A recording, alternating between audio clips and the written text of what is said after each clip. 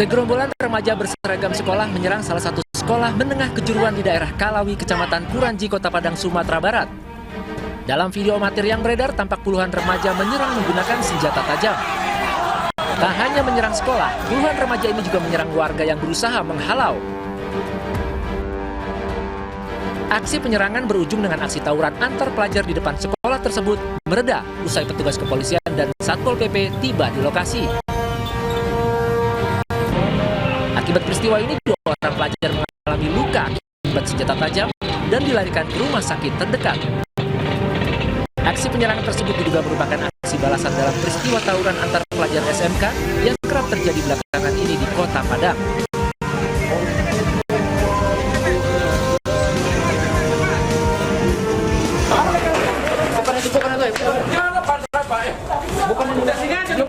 Penggerebekan kampung narkoba di kawasan Jalan Kelambir 5 Medan, Sumatera Utara oleh Sat Narkoba Polrestabes Medan bersama unit Reskrim Polsek Sunggal berlangsung dramatis.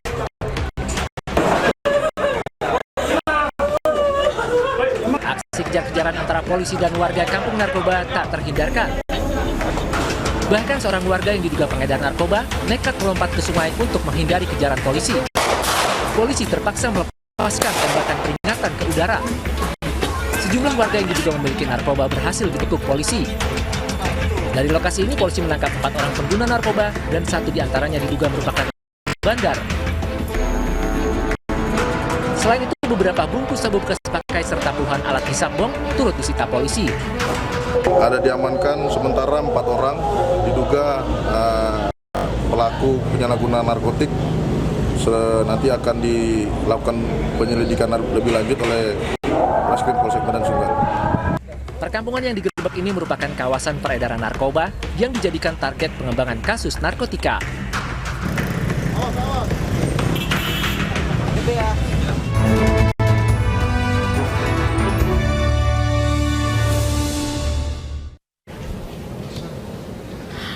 Halo, selamat sore pemirsa, kita berjumpa di Newsroom, ruang memperbarui informasi Anda yang terjadi sepanjang hari. Saya Anissa Dasuki.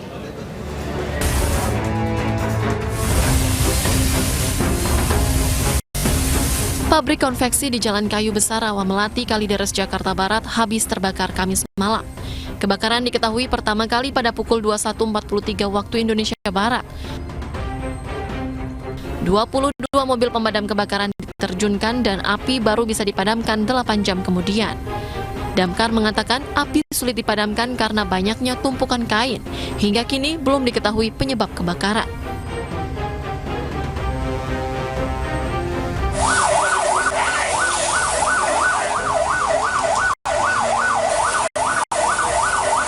Sebuah minibus habis terbakar di Jalan Raya Cirebon, Bandung, Desa Bongkok Pase, Sumedang, Jawa Barat. Minibus yang sedang berjalan mendadak mengeluarkan api dari bawah kap mesin. Api sulit dipadamkan karena BBM dalam kondisi full. Penyebab kebakaran diduga karena konsleting kelistrikan mobil. Tidak ada korban jiwa karena pengemudi dan penumpang yang terdiri dari 1 keluarga berhasil menyelamatkan diri.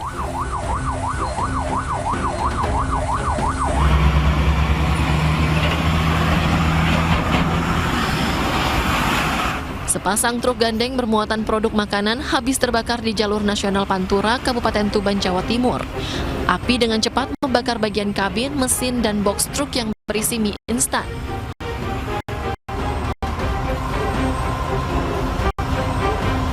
Kebakaran diduga disebabkan oleh konsleting listrik. Percikan api yang ditimbulkan merembet ke mesin, lalu dengan cepat membakar kabin dan muatannya. Meski demikian, sopir truk selamat karena langsung loncat keluar.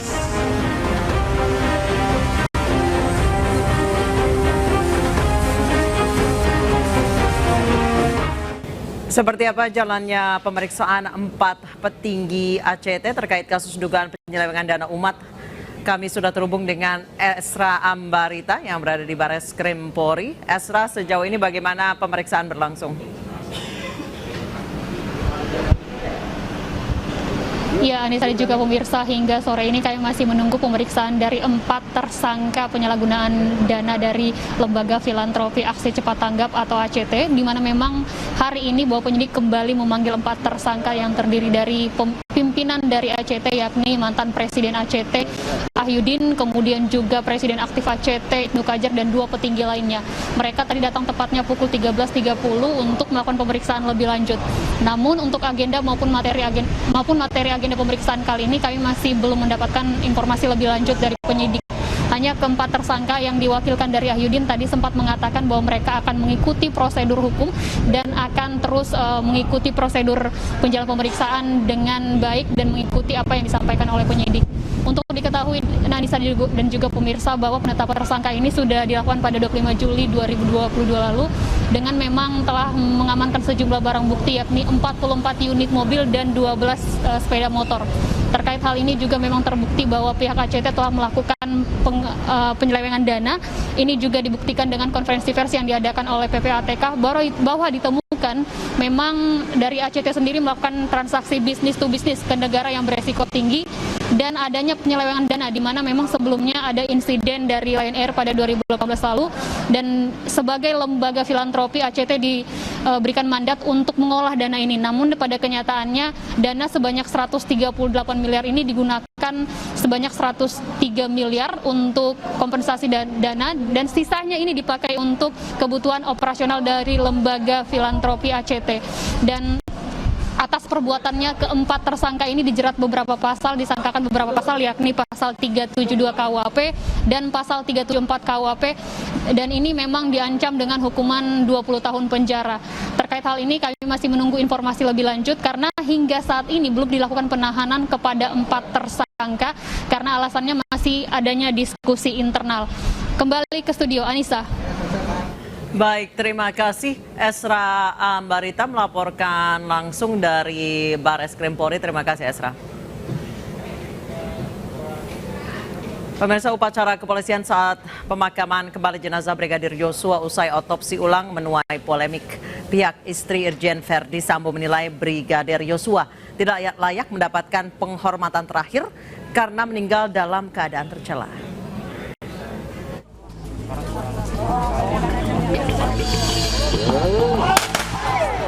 Proses pembongkaran makam Brigadir Yosua untuk kepentingan otopsi ulang telah berlangsung Rabu lalu. Jasad Brigadir Yosua kemudian dimakamkan kembali dengan upacara kepolisian sesuai dengan permintaan dari pihak keluarga. Keluarga Brigadir Yosua bahkan kompak mengenakan kaos bertuliskan Save Brigadir J saat proses pemakaman sebagai bentuk dukungan. Namun belakangan penghormatan terakhir terhadap mendiang Brigadir Yosua justru menuai polemik. Kuasa hukum istri Verdi Sambo Arman Anis menilai Brigadir J tidak layak dimakamkan secara kepolisian karena diduga melakukan perbuatan tercela. Arman mengacu pada pasal 15 ayat 1 Perkap nomor 16 tahun 2014, di mana upacara pemakaman merupakan perwujudan penghormatan dan penghargaan terakhir terhadap pegawai negeri Polri yang gugur kecuali meninggal dalam keadaan tercela. Namun di pihak keluarga Brigadir Yosua, pemakaman kedinasan Brigadir J sebagai bentuk penghormatan karena masih berstatus sebagai anggota Polri. Selain itu belum ada titik terang mengenai kasus kematian sang brigadir. Kadif Humas Polri Irjen Polisi Dedi Prasetyo enggan menanggapi polemik ini dan hanya berfokus mengusut kasus kematian Brigadir Yosua.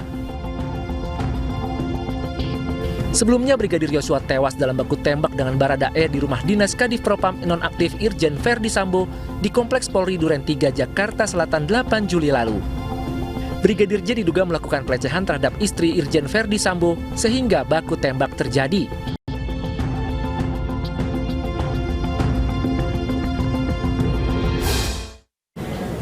Pemirsa, otopsi kedua Brigadir Yosua telah dilaksanakan dan seperti apa pemeriksaannya kami sudah terhubung dengan dokter forensik yang ikut mengotopsi Brigadir Yosua beberapa hari lalu, yaitu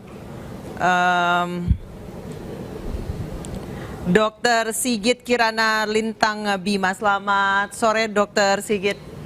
Selamat sore, Mbak.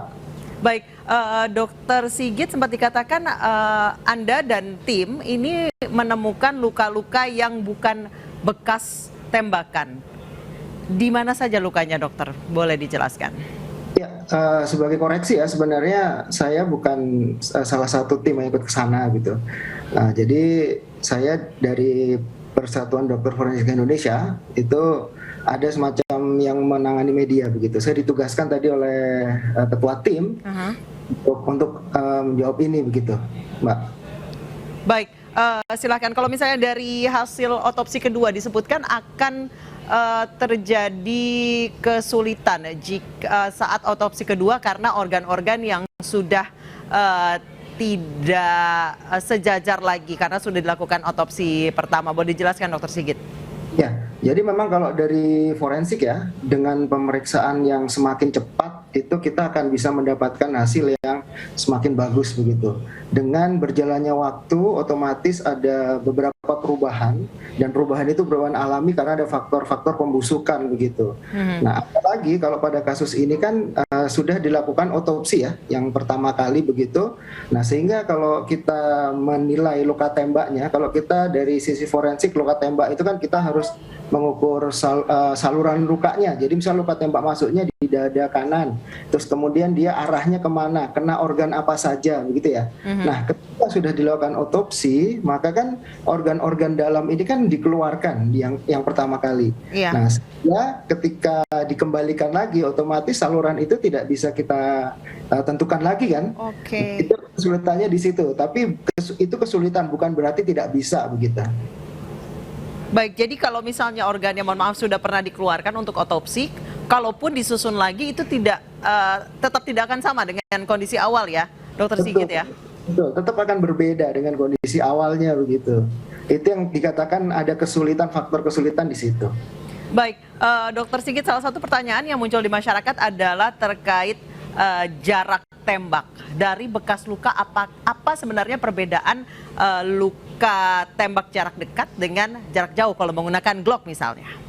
Ya, jadi salah satu tugas dokter forensik ketika melihat luka tembak gitu adalah menentukan luka tembaknya itu berapa jauh gitu. Ada luka tembak jarak tempel, ada luka tembak jarak dekat, ada luka tembak jarak jauh. Nah, cuman di sini yang kita harus klarifikasi, luka tembak jarak jauh ini bukan berarti dari 100 meter atau 1 kilo begitu ya. Jaraknya itu ketika lebih dari 30 cm itu sudah dikatakan luka tembak jarak jauh gitu. Kenapa begitu?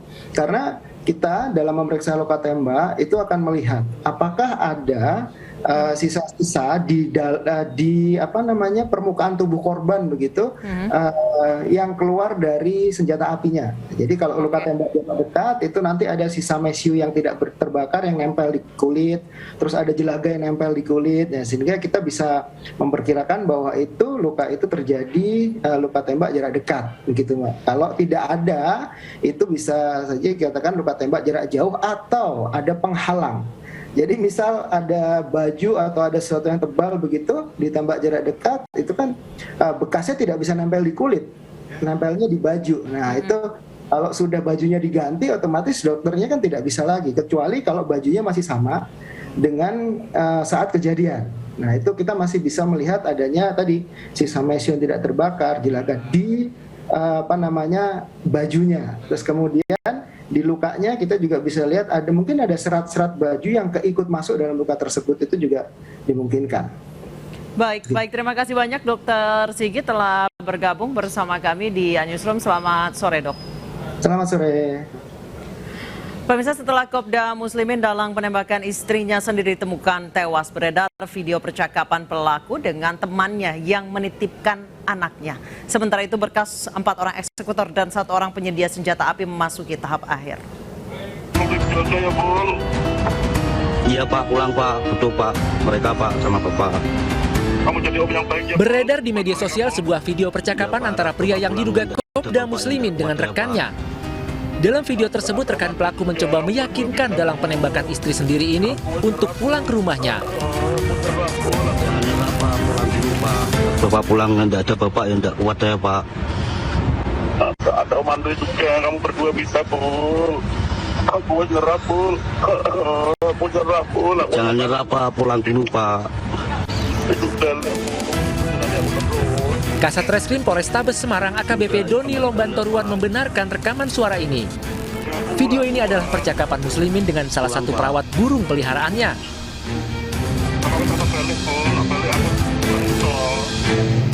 Itu kan perkataan Muslimin dalam telepon kepada Orang kepercayaannya atas nama Kabul. Iya. Itu mungkin ada dugaan dia tertekan gitu. Nah, itu masih kita dalami karena kita belum bisa memeriksa dari pihak keluarga. Sementara itu berkas 4 orang eksekutor dan 1 orang penyedia senjata api memasuki tahap akhir.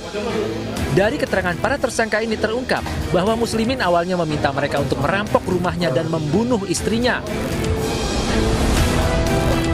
Kalau uang untuk dijanjikan itu emang pertama kali emang 200 ke saya. Terus saya bilang kalau 200 nggak cukup bang. Tuh. Terus waktu itu dia ya udah gimana caranya dan kamu dapat kelebihan. Gimana bang ya enaknya gitu. Terus akhirnya dia punya saran, ya udah kamu pelak rampok aja saya. Tuh. Terus ntar kamu bawa barang dari rumah, entah apa itu saya ikhlas. Dia bilang gitu. Terus saya bilang gini, mending langsung detail aja bang, 200 juta sama Toyota Yaris. Saya bilang gitu. Dia setuju. Sebelumnya Kopda Muslimin memerintahkan 4 pembunuh bayaran untuk membunuh istrinya demi wanita lain. Istrinya ditembak di 2 tempat dan hingga kini masih dirawat di rumah sakit. Setelah kejadian, Muslimin sempat menghilang dan ditemukan tewas di rumah orang tuanya. Kopda Muslimin dikabarkan bunuh diri di rumah orang tuanya dengan menenggak racun. Meski sempat meminta maaf kepada orang tuanya, Kopda Muslimin ditemukan meninggal dunia pada Kamis pagi kemarin. Di dalam kamar tempat Kopda Muslimin ditemukan, polisi menemukan cairan racun serta alat komunikasi milik korban. Tanpa upacara militer, Kopda Muslimin dimakamkan di TPU Trompo, Kendal tak jauh dari rumah orang tuanya.